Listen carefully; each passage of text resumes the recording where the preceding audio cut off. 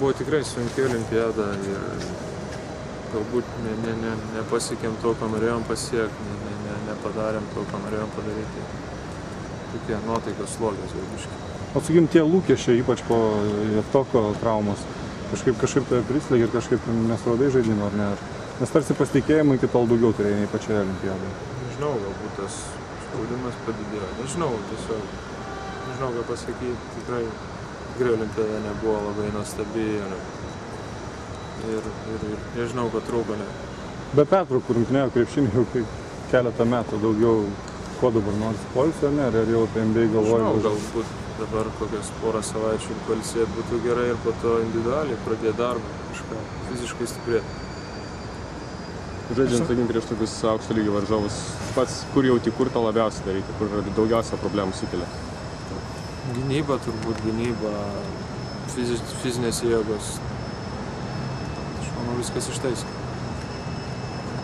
Pirmą kartą su Chandleriu žaidėjai prieš Chandlerį, kokį įspūdį paliko tos amerikiečiais. Jautėsi, kad jie gerokai stipresni fiziškai nei kitų komandų žaidėjai. Tikrai jie yra atletiški, bėgantis į greitą puolimą, gerai puolantis, gerai ginantis.